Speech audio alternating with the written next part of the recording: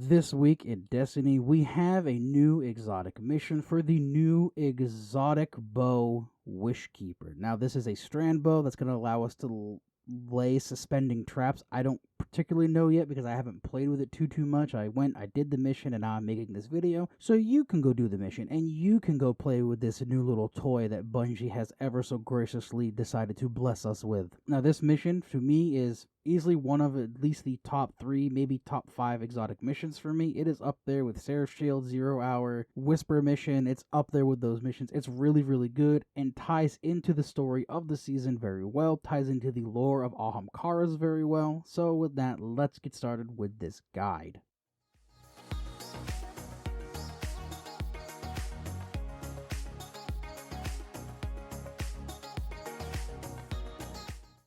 The first thing we're going to do is we're going to start our seasonal story. With that, we're just going to simply go talk to Riven. She's going to have a conversation about why her eggs are misplaced or whoever misplaced her eggs. We're still trying to figure that out. We're then going to run a mission. I honestly couldn't even pronounce it even if I tried, where we just go and simply try to retrieve one of her eggs. During this mission, Osiris and Crow are going to have a lot of back and forth about the Soul Device of Vex, what they're doing here, what's their plan, and we're just going to keep trucking through. At the end of the mission, when we defeat the first boss, they detain Riven's egg and they send it away into what we will learn in a few minutes is the Black Garden. Defeat the Wyvern, that is the normal boss for the coil or whatever mission you're running, and then we're going to go talk to Crow, the man who I have given more cookies to than I can count because he's the easiest person to give cookies to for the Dawning. He is then going to progress the mission saying, hey, go do the exotic mission Starcrossed, which now appears inside the helm. This is going to then progress the seasonal story for the week.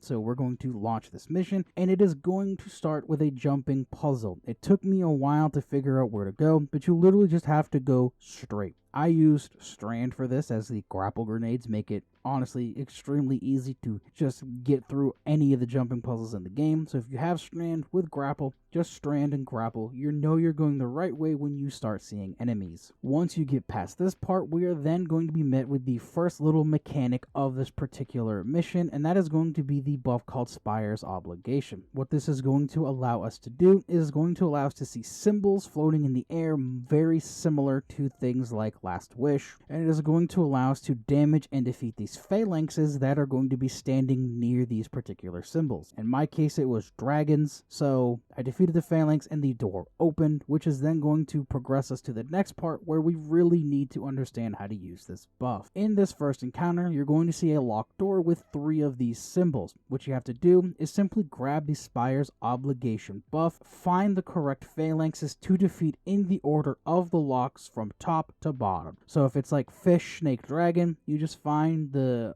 phalanx that's closest to the fish symbol, defeat it, the dragon symbol, defeat it, and the snake symbol, defeat it. Once you have defeated all 3 of those phalanxes, the door is going to open, and we're going to progress into another little jumping puzzle. Past that jumping puzzle, we're going to get to the second encounter where we're going to learn about Dam's Gift, which is the second buff of this particular mission. What this is going to allow us to do is walk through these pink misted doors. This way we can go in, defeat what we need to defeat, and continue on. Now, this is on a timer, so just be mindful of that. Luckily, you can come in and out of these rooms and nothing is going to regain health, nothing is going to respawn, so go in, deal with the ads you can deal with, damage what you need to damage, which in this case is going to be a wyvern, step back out, refresh your buff, go back in. When you've defeated one wyvern, you're then going to find this thing to interact with it, and we are then going to move on. We're going to do the same thing for 2 more wyverns, and then we're going to double back to the starting room where there is a big minotaur and another wyvern that we're going to need to defeat to then open a portal moving on. Another note about this Dam's Gift, when it does run out, you don't die immediately. You do have time to get out of the room or refresh the buff, whichever one is closer. Once we go through the portal, we are then going to be met with one last jumping puzzle before the final encounter of this particular mission. Now, the final encounter of this mission is going to teach us one more mechanic before the boss fight, and that is the combining of the 2 buffs. When you have Spire's Obligation and you have Dam's Gift, you are then going to get a buff called Crowned by Dragons. This simply just gives you both the buffs with just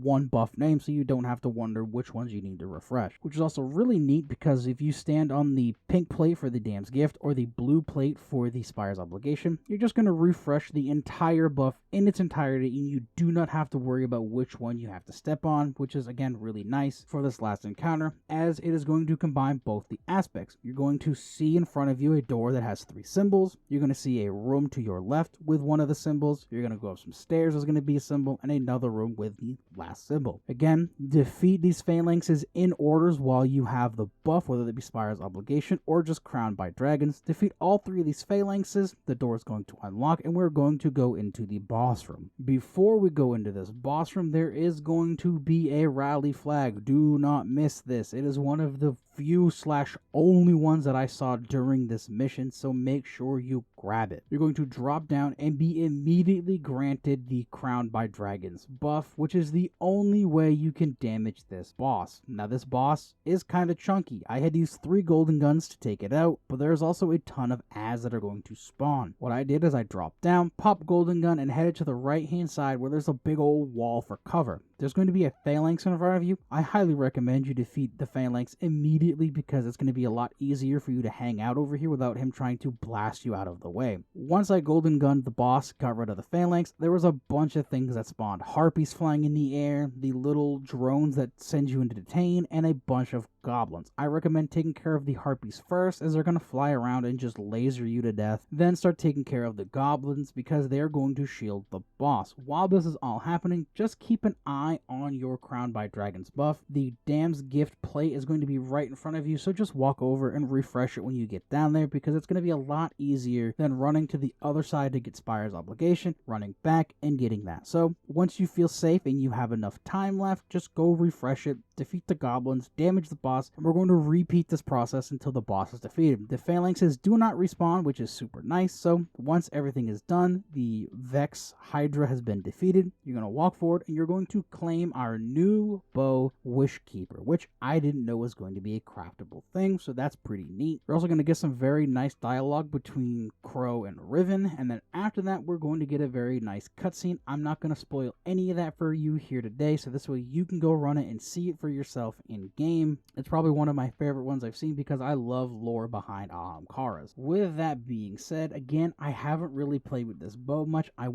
did the mission, and then I immediately started making this video so then people who are watching this, like you potentially, can then go run this mission yourself, see all the cool things, and experience it for yourself. I will be working on getting a build together for this bow. I don't know if I'm going to post it once we have all the crafted things for the bow, or if I'm just going to post it once I get it all squared away. I don't know yet, so subscribe if you're ready to see that kind of a build. I'm not 100% sure what I'm going to do with it, but I'm definitely going to be making a build involving it because it is a very unique bow, allowing us to lay those suspending traps. But with that, that is the end of our little guide. So if you liked it, please leave a like, comment, and subscribe, as it's going to help the channel out a ton. It's going to help me out a ton. So I look forward to seeing that, and I will see you guys in the next video.